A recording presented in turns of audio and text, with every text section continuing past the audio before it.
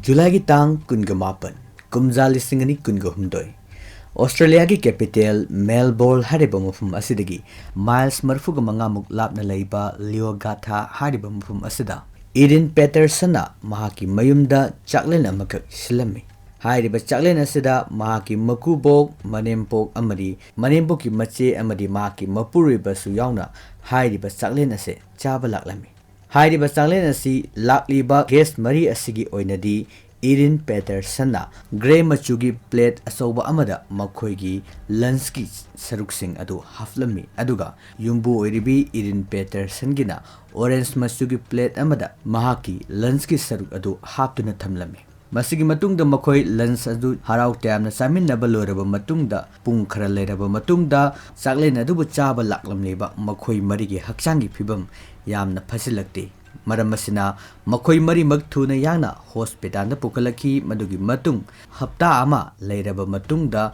makhoi mari gi manungdagi ahum leikide amana tha ani chupna ICU da laikatnaraba matungda thawaidi kanbangamki mayambu khurumjari basics update nangasi su anoba case ama puduna lakjari pujaraliba case asi Australia gi Melbourne hariba mafum asidagi miles marfuga mangamuk lapna laiba Leogatha hariba mafum asida divorce tonaduna lairebi nupi amana mahaki Mapuroibadi mama mapa amadi imung manungbu hu chenba Chengum Pijaduna Hatkhre case ni thaudo asi matau karamna chathakibagi amadi crime asi chathabagi dabak nupi asigi poloida kari oiki haibadu wari asi loibo phauba taminaraga mayam puna khangminasi inkum jali singani tareta Simon Peterson amadi Eden Peterson ani asi ahanba oina Australia gi air traffic controller asida thabak tawminnabadagi makhoi ani ahanba thengnaraba matungda apam nungsi phongdoknaduna yumban punsida makhoi ani asi khongdarakibani makhoi anigi luhongba nauringegi punsidadi yamna nungaiba ingtappa punsi ama oiraklami makhoi anigi nungsiraba macha ani amasu phangjarami madugi makha tarakpada Eden Peterson amadi Simon Peterson makhoi anigi leiriba nungsi mari asida mai chatpa hauraki masina maram oiraga makhoi ani yamna toina khainaba aduga amukso mu hanjanaba asumna tawduna makhoi anigi punsi ase anamba matamda lelami masigi matung kumjali singani taraga manga dagiri makhoi ani asi matam chuppagi oina divorce tawnaki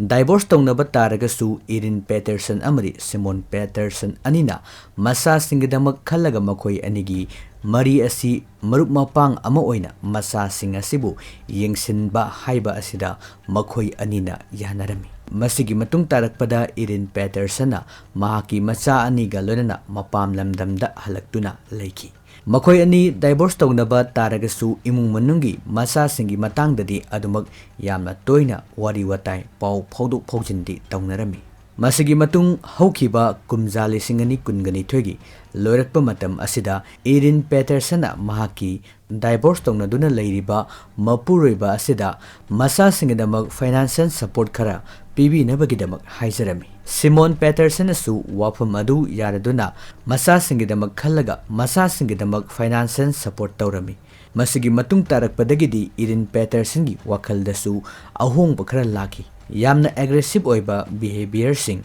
Eden Peterson gi mafamda taki masigi makha tarakpada Eden Petersona wafam amakak mahaki Mapuroibadi haudoklami Leogatha hariba mafam asida chaklen amakak sinba pamlami hariba chaklen asida imung manungi miyoising pumnamak puduna lakpiu haiduna request tarami aduga hariba chaklen asigi manungchana mahaki masasing asi tahan debeda mahaki oiba health ki matangda wari amasu sananingi haiduna Simon Peterson da nupi asina hairaklami Mapuroibadi Simon Peterson asu hariba wafam asi yarami aduga hariba chaklen asi soidana maki saminarasi haiduna mahaknasu ayaba pikirami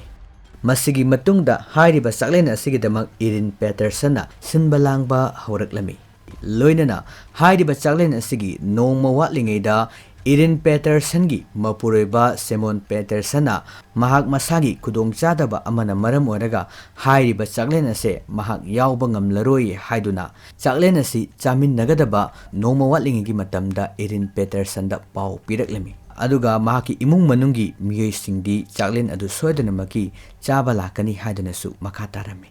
Erin Peterson adi orakliba Simon Peterson gi mohung matau aduda nungai taba phaurami adubu upai laikide loinana July gi tang kunga mapan asida Erin Peterson gi Makubok Don Peterson Manembok Gail Peterson amadi Gail Peterson gi mache Heather Wilkinson amadi Heather Wilkinson gi nupa Ian Wilkinson makhoi mari asi chaklen adu yauba Leogatha tamna ayu anganbadagi laklammi masigi matung tarakpada dining table amada grey machugi asobo plate mari ama semlami aduga orange machugi plate amasu semlami hariba grey machugi plate mari asida Don Peterson Gail Peterson amadi Gail Peterson gi mache Heather Wilkinson amadi Wilkinson gi nipa Ian Wilkinson hariba ase grey machugi plate asida pijarami aduga Erin Peterson na orange machugi plate asida mahaki chaklen ado sem sarami masigi matungda nupi ahum nupa ani punna makhoi manga dining table aduda beef Wellington hariba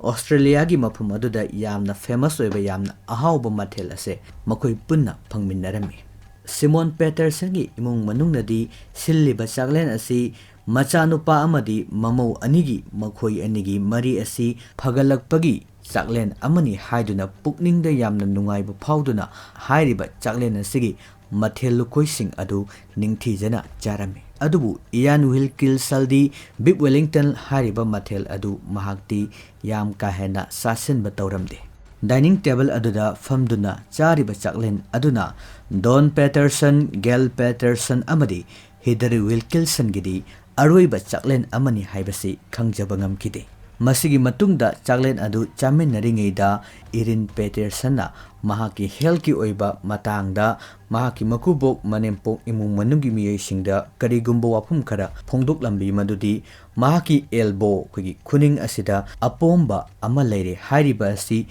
doctor yenguba matamdadi masi cancer ni haiduna confirm tawre masina maram oraga mahakna mahaki health ki matangda wari sananabagidamak hairiba chaklen asi sinbani aduga hairibu wafum asisu masa singi mamangda sananingdabana maram oraga masa sing asi mahakna yumthangnabada film sing yengunabagidamak thadokkhibani haiduna Makubok Manembok amadi imung manungi miyoi singda wari sarami Erin Peterson na phongdokliba wafum aduda imung manungi maikedegisu yamna nungaitaba ma faurami tasengbo makidi Erin Peterson na phongdokliba wafum ase semjin sajinba wafum amani chaklen adu chabaluraba matungda guest sing adu Erin Peterson gi yum adu thadoktuna chatki guest sing aduna makhogi mayumda yauraba matungda pung kharegi tungda makhoi mari maki hakchangda yamna nungaitaba vomiting tauba diarrhea na singba kya marum tawraklami makhoi mari maki symptom asi chap manaba symptom amasu oirami masidagi khudakta makhoi mari mak Leogatha da leiba hospital amada makhoi asi pukhalaklami makhogi phibam adu yam ka hena sokchinba oirami masina maram oiraga ICU da thamki loinana hena phibam lurakpadagi Gail Peterson amadi Heather Wilkinson hariba machin manau asi Dan Denong hariba hospital asida refer tawraki asumna makhoi marigi thawai kananabagidamak hospital ani asida yamna kanna honaki adubu makhoi marigi manungda ahumdi kanbangamkide August ki tang ahum asida Gail Peterson amadi Heather Wilkinson laikhide amadi August ki tang manga asidana Leogatha hospital asida Don Peterson laikhide masigi matungda makhoi ahumgi hakchang postmortem taunanabagidamak thaki amasung postmortem gi report laklaba matungda khangbangam kiba asi makhoi ahum asi liver fail oirakpa amadi atoba topa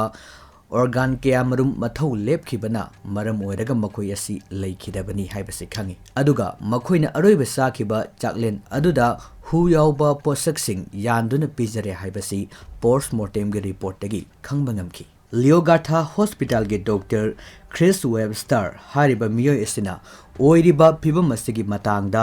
police ta pau pikhi lanana hospital aduda makhoi mari pukhalakhi wari pumba police sing aduda lirami thokliba thodo asigi matangda police na thijinba haurakpa matamda khangbangam kiba asi July gi tang 18 asida Erin Peterson na host oiduna chaklen amakak makoi asi puna saminaki haibasini. Masigi matungda makoi asi haksang nungairaktabadagi hospital da pukatuna akanba mongda laikat naramlaba matungda yamna kanna fibam soksinba makoi marigi manungdagi ahum sikhraga amana ICU da haujik phawba laikat nari aduga chaklen asibu sinkibi host Erin Patterson di karisu thoidokpa tauramde. Masina maram oiraga Erin Patterson bu police na singnaba phawki. Police singna Erin Patterson gi yumda laktuna thaudo asigi matangda makoina numit aduda chakiba mathel adugi matangda thijinba hauраklami. Numit aduda chakiba Bib Wellington gi lemhuba saruk khara dustbin dagi phangbangamki. Hairiba Bib Wellington gi aremba saruk adu makoina ningthijana sel taroba matungda Hairiba Bib Wellington aduda kari poryan yawbano haibadu khangdoknabagi test tauki. Test ki result lakpa matamda khangbangamkiba si beta amanitin toxin hairiba si Bib Wellington gi saruk asida yawba thengnaki. Hairiba toxin asi dead cap mushroom da phangba toxin amakhakni. Maram asina Bib Wellington gi saruk asida hu yamna chenba Chengum dead cap mushroom asi yawre haibasi confirm tauki. Dead cape mushroom hariba Chengum asi yamna hu chenba aduga masi tangkhai amakhaktana miyoiba amagi punsibu irai laina mangan bangamba Chengum amakhakni. Hairiba Chengum asi chakhiba matamda haksangi liver gi mathau asi lefhanba amadi masina maram oraga haksangi tongan ba organ sing asi mathang mathau lefhalaktuna miyoiba gi punsibu yamna laina thawai manghan bangamba Chengum amakhak oirami. Police nasu Erin Patterson gi khongthang sing yamna kupna senaraki. July gi tang 28 gi chaklen adugi matungdagi Erin Patterson na chathagiba thabak thawung singi matangda police na yamna kupna thijilaklami. Masida khangbangamkiba se July gi tang 38 da mahangna Lihogatha hariba hospital asida chatuna mahaksu chaklen adu chaba yawrubadagi masa nungaite haiduna hospital da laklami. Adubu Dr. Singna mahaki haksang adu thoidokpa anaba amata leite haiduna haiki. Masigi matungda mahak hospital adu da minute mangamuk leramlaba matungda mahak hospital adu thadokduna chatkiba CCTV gi footage da uba phangli. Aduga August ki tang anida mahaki food dehydrator machine adusu mahakna waste recycling factory da puraktuna mahaki food dehydrator adubu thamlami. Hairiba thaudo asisu CCTV footage ki matung ina uba phangkibani lanana police na masidagi hairiba dehydrator adugi khongul leraki aduga hairiba dehydrator adubu yengsinba matamda yamna hu chenba dead cape mushroom khara hairiba dehydrator aduda yawramba thengnaki. Dehydrator adugi manungda yawramliba dead cape mushroom adugi fingerprints su Erin Patterson gi oirami. Masina maram oraga police ki ahanba investigation da Erin Patterson na miyoi ahum asi hatpani haiduna police na charge tauki. Adubu police na charge tawriba wafam asi Erin Patterson na yaninglamde. Erin Patterson na mangonda siriba maral adu masana yazaramde aduga maangna haikiba asi Hairiba Bib Wellington gi saruk adu mahaksu sai adubu mahakti Bib Wellington adudi mahak masana yamna pamba mathel ama oidabana mahakti yamna charamde maruina hairiba Bib Wellington gi mathel asi mahaki divorce tawnakiba Mapuroibadi Simon Patterson na yamna pambana maram oraga mahakna arrange tawkhibani haiduna mahakna police ta thamki. Asumna thani haukrabagi matungda Ian Wilkinson masa phagalaki. Masigi makha tarakpada November gi tang ani kumjali singani kunga humdoida court ta thaudo asigi matangda while sathaki masida Ian Wilkinsona phongdokpada chaklen asi makhoi marina gray machugi plate amada chaki aduga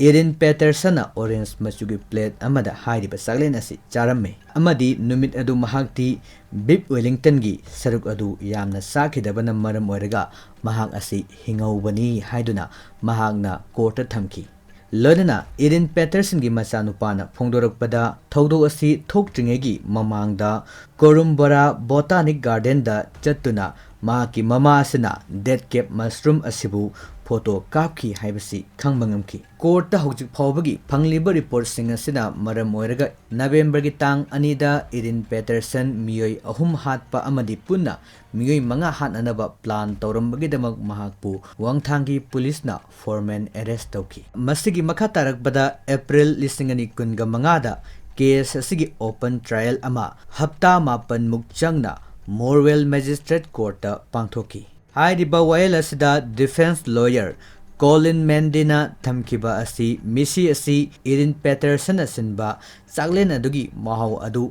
hena hapnanaba mahakna hotnabada thokiba yamna tragedy oiba accident amani haiduna phongdoki aduga mihat asi mahana chathanabagi demak plan amata tawba lekide masigi motive amata lekide amadi Erin Peterson na magi guest singbu hatpa pamloidabagi maram yamna su leirammi haraga maram sing pirammi maramdi mahak asi paisagi problem amata leite amadi asoba yum amada yamna nungaina masa aniga mahak asi leirami amadi masigi mathakta masa sing asi su mapu mabena yamna luna tawjabani maramasina makhogi marakta nungainadaba amata leite maramasina Erin Peterson na tawriba thabak asi tawge yauna tawba natte te sunatagi hairiba mathel adubu hena haunanabagi damak mahakna sinbani haiduna defense lawyer gi maikidagi phongdoki masida prosecutor oiriba Nonet Rogerna phongdokiba asi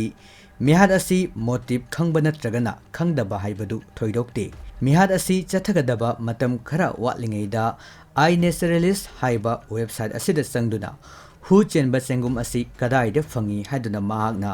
search tarumbagi history amakak mahakna pairamba tablet asidagi phangba ngamki haiduna phongdokli masigi matungda April amadi May thada mahakna locks amadi outtrim hariba mafam ani asida chatuna hu yamna kanba dead cap mushroom asi hekkibani haina phongdoki food dehydrator amasu leiduna amadi hariba dehydrator aduda chengum asi dry oina thamlaba matungda July gi tang 18 gi chaklen asida mahakna Gail Peterson Don Peterson Heather Wilkinson Ian Wilkinson gi Bib Wellington gi saruk asida hairiba dead cap mushroom hu Chenba Chengum asi favor amoina hapkibani July gi tang 18 aduda chariba chaklen aduda mahaki mapuroibasu laamba taragadi mahaksu khudong thiba nanglamgani haiduna makhatana pali aduga Erin Peterson asi maithong ani longbi nupi amani hainasu makhataki miyamgi mityengdadi Erin Peterson na mahagi hanagi mapuroibagi imung manung asi yamna khanba nungsiba saba aduga madugi ona tainabadana Erin Peterson na imung asibu yamna tathiba amakak oiramki Erin Peterson na mahagi mamanabi amada saklen asi singadaba matam khara watlingegi mamangda tharamba chat sing aduda thengnarakibani tharamliba message chat aduda phongdokliba asi magi hanagi Makubok Manembok anisina maga mapuroibaga leinariba mari amadi masu singi matangda makhoina lauriba thaudang singase apenba oiramde Simon Peterson amadi Erin Peterson makhoi anigi divorce tawbagi matang asidasu Makubok amadi Manembok makhut yawi haduna chat aduda phongdokpa yauri aduga mahakna makhatana phongdokiba asi Simon Peterson gi family asi mahakna yamna hainadaba ama oi aduna hairiba family asidagi mahak punsi chuppagi lapthoklagani haduna message asida iramba thengnaki hairiba message aduda iramba wafam adu courta miya mamangda proof oina puthoktuna utki case asida Erin Peterson na minamba kaya adu prosecutor oiriba Roger na courta thamki mahangna ahanbada thamkiba asi Erin Peterson asi cancer nare haduna mahangna changlen aduda phongdokiba wafam adu semjin sajinba oiramki ani subada Bib Wellington gi mathel aduda hu Chenba Chengum dead cap mushroom hapkiba asi gas marigi saruk adu khaktada mahakna hu Chenba Chengum asi hapkibani ahum subada mahakna chaklen adu charubadagi nare haiba yananabagi hospital da lakhi adubu hospital aduda minute manga phana mahak leiram khide mari subada thogdog asigi achumba sing adu losin nabo honabada mahakna evidence pumba mahangnaba honnaki maru oina dehydrator adu mahakna recycling factory amada mahakna madubu manghan tahannabagi purakhi prosecutor na thamliba tongan ba witness amadi testimony sing asina maram oiraga Erin Peterson miyoi ahum hatpa amadi miyoi ani amasu hatnaba plan taurami haiba si miyoi taragani thoina saba juri aduna Erin Peterson bu mara leire haiduna July gi tang tareta rai taki adum oinamak mahaki sentence hearing di matam ama leplaba matungda khanaragani hairi ngasigi pujarakliba case asi kamdau bibagi comment section da adom gi mot sing thambiramu amadi crime gi wari asi tahanjaba matamda soikiba lankiba wahi wata da taba nungai kidaba kya yauragasu tabiriba singna ngakpinaba amadi semdok janaba tanja pinabiyu haijabaga lonana tabiriba singna nungsibiragadi channel asibu nungsibiduna like comment subscribe tawbiramu tabiriba khudingmakpu amuka hana khurumjari